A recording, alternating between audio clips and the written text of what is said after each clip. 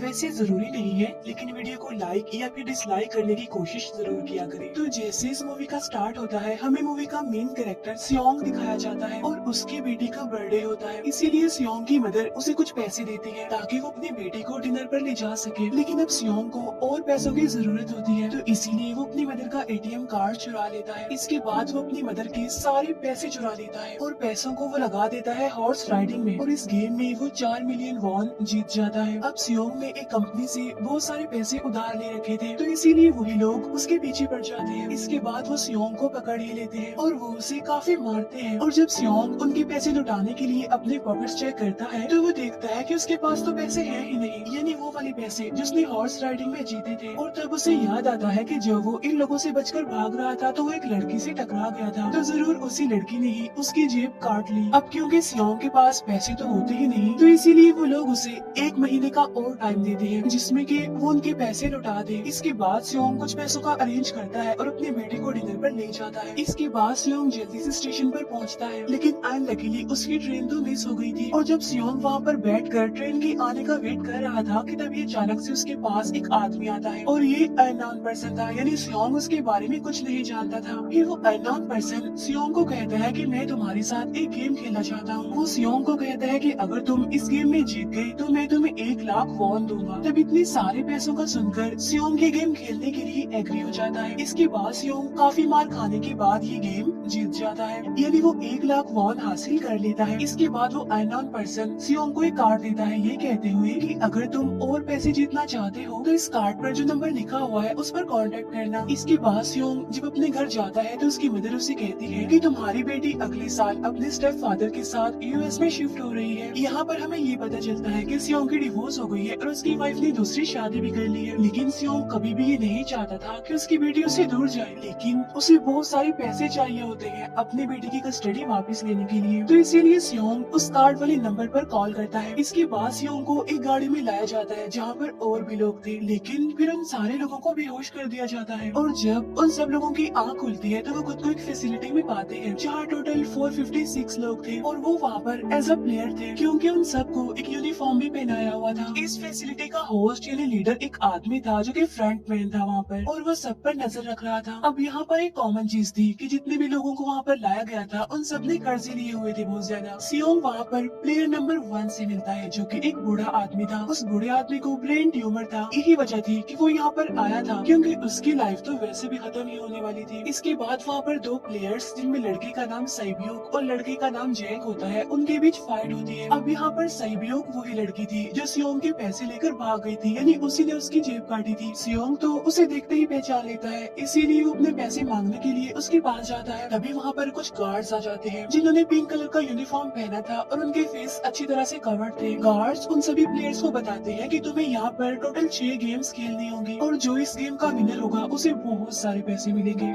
इसके बाद उन सबसे एक कॉन्ट्रैक्ट पर साइन करवाया जाता है और इस कॉन्ट्रैक्ट के 3 मेन रूल्स थे। पहला रूल ये कि कोई भी प्लेयर अपनी मर्जी से गेम को छोड़कर नहीं जा सकता। दूसरा रूल ये होता है कि जो भी प्लेयर खेलने से मना करेगा तो उस प्लेयर को एलिमिनेट कर दिया जाएगा, और उनके मुताबिक एलिमिनेट का मतलब क्या था ये तो हम आगे ही जानेंगे। गेम का तीसरा रूल ये था कि अगर मेजोरिटी इस गेम को खेलना नहीं चाहती तो वो इस गेम को छोड़कर जा सकते हैं। इसके बाद उन सबको गेम के लिए ले जाया जाता है। अब यहाँ पर सियोंग अपने क्लासमेट सैंगवू से भी मिलता है जो कि उसे बचपन से जानता था। सियोंग उसे वहाँ पर देखकर काफी हैरान होता है क्योंकि वो तो किसी बिजनेस के लिए आउट ऑफ कंट्री चला गया था। अब पहले गेम के लिए वहाँ पर एक काफी बड़ी डॉल थी और इस गेम का रूल काफी सिंपल था, और वो ये था कि डॉल जब भी गाना गाएगी उन सबको आगे बढ़ना है, और जैसे ही वो गाना गाना बंद करेगी तो उन सबको रुक जाना है और मूव नहीं करना है, और अगर कोई हिल गया तो उसे एलिमिनेट कर दिया जाएगा। अब स्टार्टिंग में तो ये सब कुछ उन्हें किसी प्रैंक की तरह लग रहा था, लेकिन जब एक लड़का हिल जाता है तो उसे शूट करके मार दिया जाता है, और यही होता है एलिमिनेट का मतलब, यानी उन्हें मार दिया जाएगा। अब ये देखकर वो सारे लोग काफी घबरा जाते हैं और उन्हें पता चल चुका था कि वो खतरे में है, इसीलिए लोग डरते हुए पैनिक करते हुए इधर उधर भागने लगते हैं।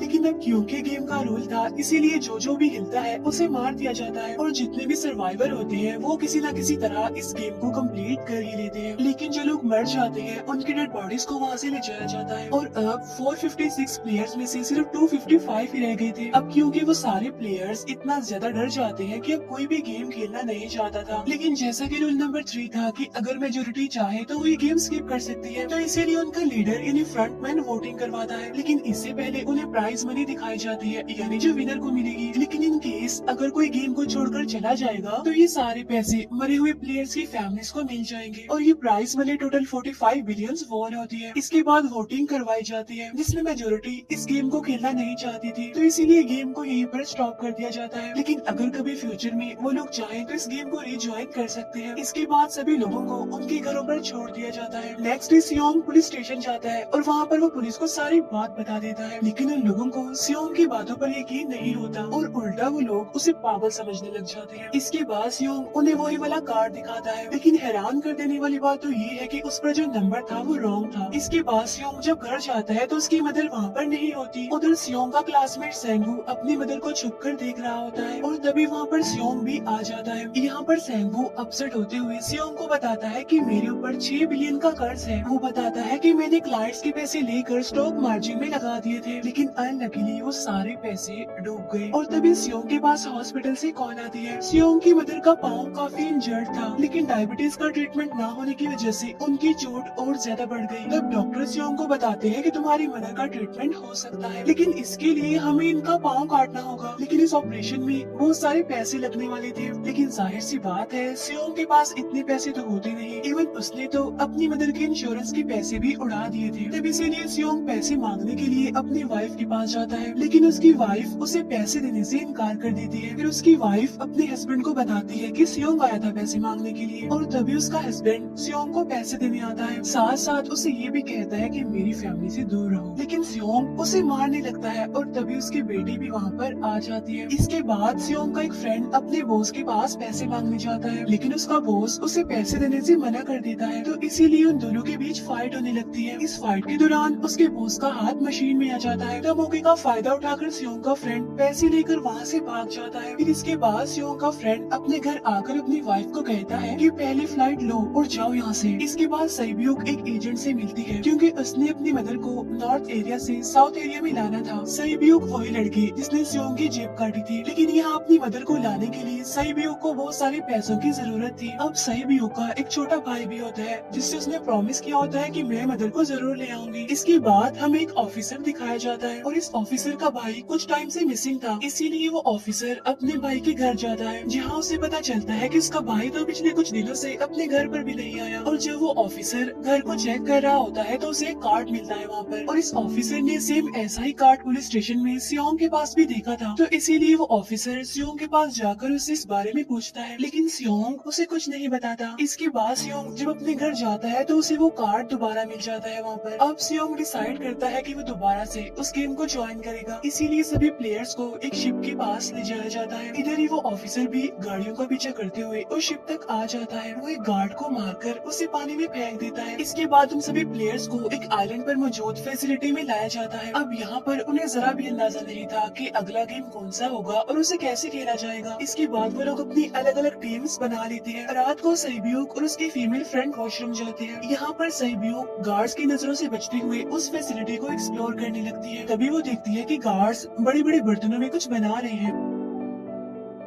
लेकिन अब क्योंकि गार्ड्स को शक हो जाता है तो ये गार्ड वॉशरूम्स को चेक करने के लिए आता है, लेकिन तब तक सईब्यूक वापस आ चुकी थी। इसके बाद सईब्यूक अपनी फीमेल फ्रेंड को सारी बात बता देती है जो उसने देखा था, लेकिन यहाँ पर सेंगू उन दोनों की बातें सुन लेता है और वो इस बारे में सईब्यूक से पूछता है, जिस पर सईब्यूक बताती है कि वो बड़े बड़े बर्तनों में कुछ पका रहे थे। इसके बाद उन सभी प्लेयर्स को प्लेग्राउंड में लाया जाता है, जहाँ पर उनके सामने 4 शेप्स थी। 4 शेप्स में से उन्होंने किसी एक शेप को चूज करना था। अब यहाँ पर सेंगू को पता चल जाता है कि गेम क्या है और क्या करना है हमें। सेंगू सियोंग को बताता है कि सबने अलग अलग शेप्स को चुनना है। इसके बाद उन सभी को एक छोटा सा बर्तन दिया जाता है जिसमें की शेप्स बनी होती है। अब गेम उनकी ये होती है कि उन्होंने किसी तरह उस शेप को बाहर निकालना है बगैर डैमेज किए, लेकिन अगर शेप जरा से भी खराब हो गई तो उन्हें एलिमिनेट कर दिया जाएगा, यानी मार दिया जाएगा। अब यहाँ पर सैंगवो तो इजिली उस शेप को निकाल लेता है, लेकिन सियोंग इतना ज्यादा घबरा जाता है कि उसकी हालत खराब होने लगती है। लेकिन फिर वो किसी न किसी तरह करके इस गेम को भी जीत लेता है। इसके बाद उन सबको वापस से रूम में लाया जाता है। अब यहाँ पर 187 प्लेयर्स वापस आए थे, जिनमें से अब सिर्फ 108 ही रह गए थे। इसके बाद उन सबको खाने के लिए ले जाया जाता है, लेकिन खाने की वजह से जैंग की एक लड़के से फाइट हो जाती है, जहाँ पर जैंग उस लड़के को इतना ज्यादा मारता है कि वो मौके पर ही मर जाता है। इधर ही हम देखते हैं कि उन प्लेयर्स में से एक डॉक्टर होता है जो गार्ड्स के साथ मिलकर मरे हुए लोगों के ऑर्गन्स निकाल कर उन्हें चाइनीज को बेचने का काम करता है। इसीलिए जब भी डेड बॉडीज को ले जाया जाता है तो वो डेड बॉडीज को गायब कर लेते हैं, क्योंकि ये सब कुछ एक प्लान के अकॉर्डिंग चल रहा था, क्योंकि ये सारा कुछ फ्रंट मैन से छुप कर हो रहा था। यही वजह थी कि कंट्रोल रूम में भी उन्होंने अपना ही एक आदमी बिठाया हुआ था, जो कि उन लोगों की सारी वीडियो फुटेज डिलीट कर देता था। और गार्ड्स तो डॉक्टर को गेम के बारे में पहले ही बता देते थे ताकि वो सरवाइव कर सके। यहाँ पर एक गार्ड उसी प्लेयर डॉक्टर को बताता है कि आज हमने प्लेयर्स को जानबूझकर खाना कम दिया है ताकि वो आपस में लड़ने लगे, जिससे होगा ये कि सारे वीक प्लेयर्स गेम से आउट हो जाएंगे। साथ ही गार्ड डॉक्टर को अपनी अगली गेम के बारे में बता देता है। अब 30 मिनट के बाद वहाँ पर लाइट्स ऑफ होने वाली थी। अब यहाँ पर सैंगवो को पता था कि सियोंग की टीम जरूर कोई उल्टा काम करेगी, इसीलिए वो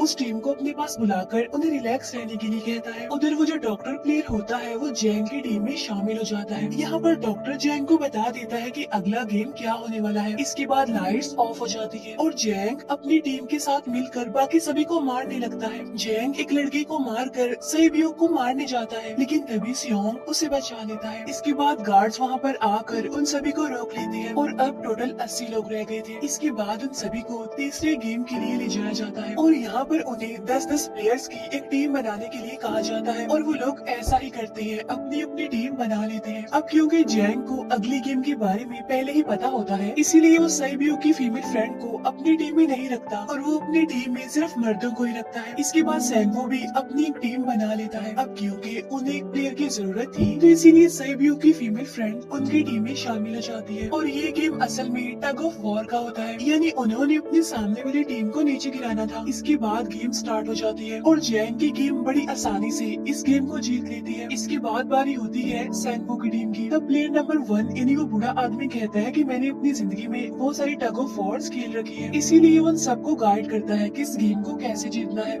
तो इसीलिए वो लोग किसी न किसी तरह करके इस गेम को जीत जाते हैं। फिर दिखाया जाता है कि 30 मिनट के बाद दोबारा से लाइट्स ऑफ हो जाएंगी, जिस पर सैंगवो उन सबको कहता है कि रेडी रहना। तो इसीलिए वो डिसाइड करते हैं कि एक एक करके हम पहरा देंगे। अब जैंग की टीम में एक से बढ़कर एक चालाक प्लेयर था, तो इसीलिए जैंग को डर होता है कि कहीं उसकी टीम उसे ही साइड पर न लगा दे, यानी उसे ही अपने रास्ते से न हटा दे।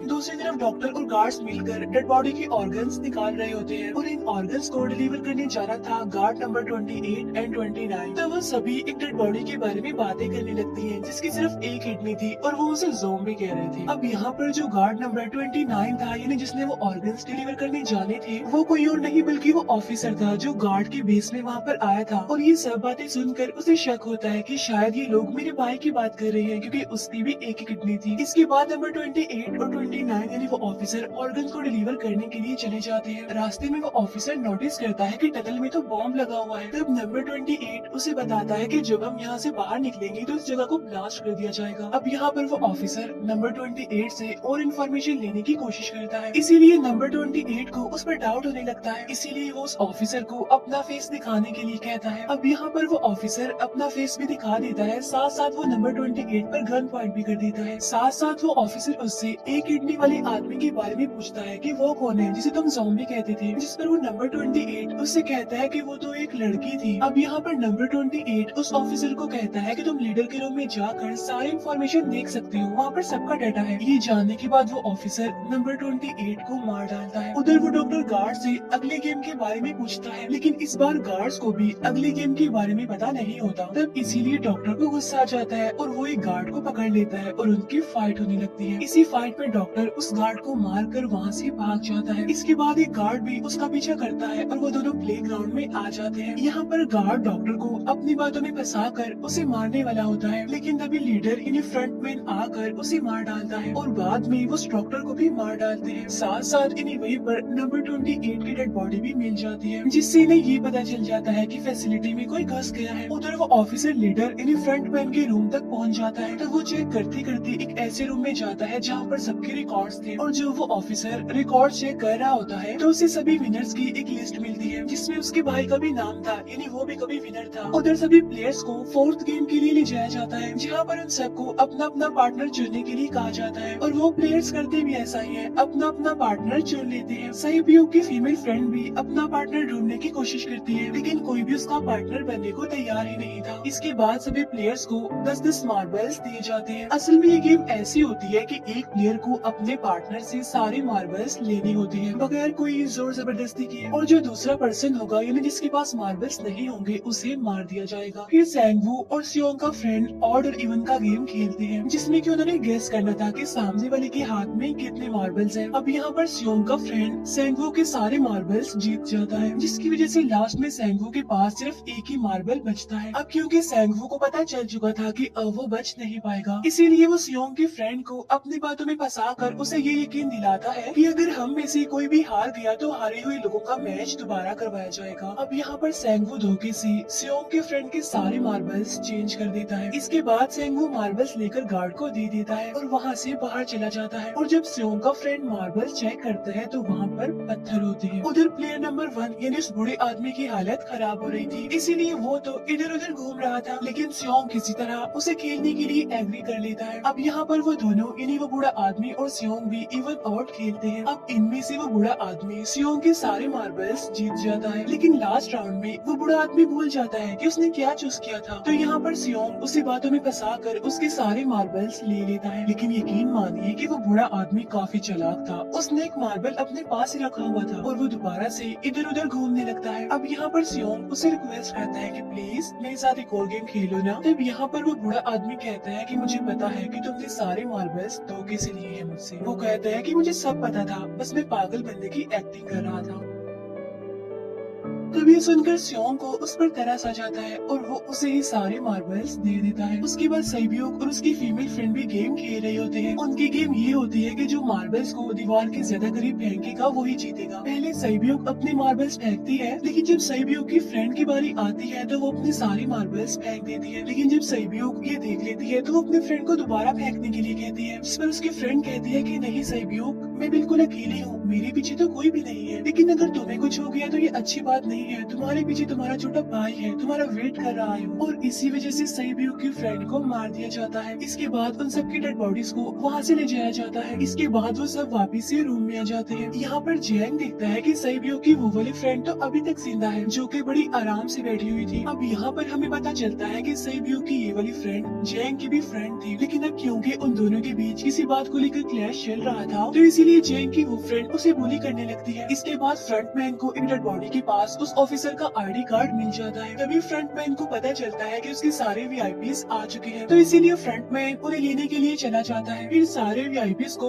उनके रूम में लाया जाता है। इसके बाद फ्रंटमैन वीआईपीज के आने के बारे में एक और आदमी को जाकर बताता है और यही आदमी मेन होता है और ये कौन होता है हम ये आगे जानेंगे। फिर नेक्स्ट डे उन सबको 5वीं गेम के लिए लाया जाता है जहाँ पर 1 से लेकर 16 तक नंबर पड़े होते हैं और वो सभी प्लेयर्स अपना अपना नंबर ले लेते हैं। नंबर का मतलब ये था कि जो नंबर भी एक प्लेयर पर आएगा उसके मुताबिक ही उसकी बारी आएगी। अब यहाँ पर लास्ट में पहला और आखिरी नंबर रह जाता है यानी 1 और 16। तो यहाँ पर सियोंग कंफ्यूज हो जाता है कि उसे कौन सा नंबर चूज करना चाहिए। अगर उसने पहला नंबर लिया तो वो फंसेगा और मरेगा क्योंकि उसे नहीं पता कि गेम क्या है, और अगर लास्ट नंबर लेगा तो क्या पता उसकी बारी ही ना आए, टाइम कम रह जाए। और तभी वहाँ पर एक आदमी आ जाता है और वो सियोंग को कहता है कि मुझे पहला नंबर चाहिए क्योंकि मैं अपनी जिंदगी में कभी भी फर्स्ट नंबर पर नहीं आया। फिर इसके बाद उन्हें गेमिंग रूम में लाया जाता है। अब इस गेम का रूल ये होता है कि दिए हुए टाइम में उन्हें ब्रिज की दूसरी साइड पर जाना है। अब इसके बीच में 2 तरह के ग्लास लगे होते हैं, एक तो होता है आम ग्लास और एक होता है टेम्पर्ड ग्लास। आम ग्लास पर पाँव रखते ही वो टूट जाएगा और वो लोग नीचे गिर जाएंगे। इसके बाद गेम स्टार्ट हो जाता है और वो लोग एक एक करके मरने लगते हैं। फिर एक टाइम ऐसा आता है जब जैंग सबके सामने होता है और वो आगे ही नहीं बढ़ रहा होता। अब उनके पास एक ही रास्ता था, या तो वो आगे जाए या सारे ही मर जाए। और तभी जैंग के सामने उसकी वही फ्रेंड आ जाती है जो उसे बुली कर रही थी, और वो जैंग को कहती है कि मैंने तुम्हें कहा था कि जिस दिन तुमने मुझे धोखा दिया मैं तुम्हें मार दूंगी। इसके बाद वो जैंग को पकड़ लेती है और उसे लेकर नीचे कूद जाती है, जिसकी वजह से उन दोनों की मौत हो जाती है। अब वहाँ पर एक आदमी था जो कि ग्लास कंपनी में काम करता था और उसे पता था कि टेम्पर्ड ग्लास कौन सा है, लेकिन जब फ्रंट मैन को इस बात का पता चल जाता है तो वो लाइट्स ऑफ करवा देता है ताकि वो ग्लास को पहचान ही ना पाए। अब लास्ट में एक ही स्टेप बचता है और उनके पास तो टाइम ही नहीं था, इसीलिए सेंगवू उस आदमी को धक्का दे देता है। तो यहाँ पर सेंगवू, सियोंग और सैब्योक ब्रिज को पार कर लेते हैं, लेकिन ग्लास टूटने की वजह से उन्हें काफी चोट लग जाती है, खास तौर पर सैब्योक को।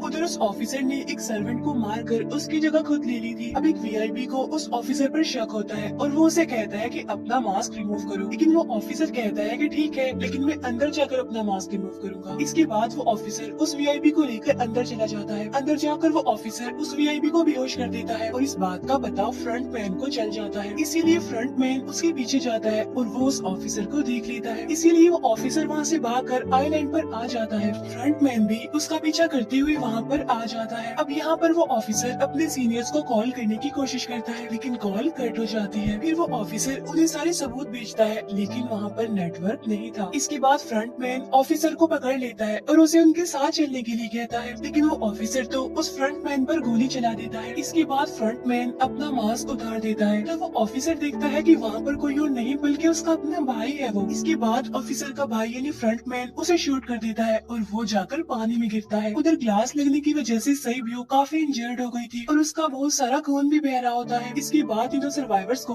डिनर के लिए ले जाया जाता है और उनके पास एक एक नाइफ भी रख दिया जाता है, मतलब रात में उन तीनों में से कोई भी एक दूसरे को मार देगा। तभी सियोंग नोटिस करता है कि सैब्योक की हालत काफी खराब है, इसीलिए वो सैब्योक को कहता है कि फिक्र मत करो, हम दोनों साथ हैं और इस गेम में हम दोनों मिलकर सेंगवू को हरा देंगे। इसके बाद हम दोनों यहाँ से बाहर निकल जाएंगे और पैसों को आधा आधा डिवाइड कर लेंगे। सैब्योक उसे बताती है कि मेरा एक छोटा भाई है जिसे मैं ऑर्फनेज में छोड़कर आई हूँ, और अगर हम दोनों में से कोई भी जिंदा बचकर बाहर जाएगा तो उसे उन दोनों की फैमिलीज का ख्याल रखना होगा। अब सैब्योक की हालत काफी खराब थी, उसे डॉक्टर की जरूरत थी, इसीलिए सियोंग कोई मदद लाने के लिए जाता है, लेकिन जब तक वो वापस आता है तब तक सेंगवू सैब्योक को मार चुका था। फिर नेक्स्ट डे उन दोनों को गेम नंबर 6 यानी लास्ट गेम के लिए ले जाया जाता है। गेम का रूल बड़ा ही सिंपल था कि मार दो या मर जाओ, और इस गेम का नाम होता है स्क्विड गेम। इसके बाद गेम स्टार्ट हो जाती है और उन दोनों के बीच काफी फाइट होती है, लेकिन लास्ट में सेंगवू की हालत खराब होने लगती है। तभी सियोंग कहता है कि मैं इस गेम को रोकना चाहता हूँ, और तभी सियोंग सेंगवू को उसके साथ चलने के लिए कहता है, लेकिन सेंगवू तो अपने आप को ही मार डालता है, जिसकी वजह से सियोंग गेम जीत जाता है। फिर फ्रंट मैन सियोंग को कहता है कि तुम बहुत अच्छा खेले, लेकिन मुझे इसकी उम्मीद नहीं थी। इसके बाद सियोंग को उसके घर पर छोड़ दिया जाता है और उसके पास एक एटीएम कार्ड भी था, और जब सियोंग उस एटीएम कार्ड को जाकर चेक करता है तो वो दिखता है कि सारे पैसे उसके अकाउंट में भेज दिए जाते हैं। इसके बाद सियोंग अपने घर जाता है, लेकिन तब तक उसकी मदर की डेथ हो जाती है। इसके बाद हमें 1 साल बाद का सीन दिखाया जाता है, जहाँ पर हम देखते हैं कि सियोंग की हालत काफी खराब हो गई है, यानी वो काफी नशा करने लग गया है और उसने अब तक उन पैसों को हाथ तक नहीं लगाया। एक दिन एक फूल बेचने वाली औरत सियोंग के पास आती है और वो उसे सेम वैसा ही कार्ड देती है जिसमें एक एड्रेस लिखा हुआ था, और फिर सियोंग उस एड्रेस पर जाता है जहाँ पर उसे पता चलता है कि ये सारा किया धरा किसी और का नहीं बल्कि उस बूढ़े का है, प्लेयर नंबर 1 का, और वो अभी भी जिंदा है। यहाँ पर वो बूढ़ा आदमी सियोंग को बताता है कि मैं अपनी लाइफ से बोर हो चुका था और ये सारी गेम मैंने अपने क्लाइंट्स के साथ मिलकर बनाई ताकि मैं लोगों को मरता हुआ देखकर एंजॉय कर सकूं, लेकिन हाँ, हमने किसी को मजबूर नहीं किया था ऐसा करने के लिए, और मैंने गेम में इसीलिए पार्टिसिपेट किया क्योंकि गेम देखने से ज्यादा उसे खेलने में मजा आता है। वो कहता है जो पैसे तुम्हारे पास है वो मेरे ही हैं, और ये कहते ही उस बूढ़े आदमी की मौत हो जाती है। इसके बाद सियोंग सैब्योक के छोटे भाई के पास जाता है और उसे लेकर वो जाता है सेंगवू की मदर के पास, और वो सेंगवू की मदर को कहता है कि इस बच्चे का ख्याल रखना, साथ साथ वो उसे एक बैग भी देता है जिसमें बहुत सारे पैसे होते हैं। इसके बाद सियोंग स्टेशन पर जाता है जहाँ पर उसे वही अननोन पर्सन मिलता है जो कि उसे मूवी के स्टार्ट में भी मिला था। यहाँ पर सियोंग उसका पीछा भी करता है, लेकिन तब तक वो भाग चुका था। फिर सियोंग उस कार्ड वाले नंबर पर कॉल करता है और वो पूछता है कि तुम लोग कौन हो और लोगों के साथ ऐसा क्यों कर रहे हो, क्यों खेल रहे हो लोगों की जिंदगी से। लेकिन आगे से उसे रिस्पॉन्स आता है कि सियोंग अगर तुमने जिंदा बचना है तो प्लेन में चढ़ जाओ, और इसी के साथ ही मूवी यहीं पर एंड हो जाती है। Thank you for watching.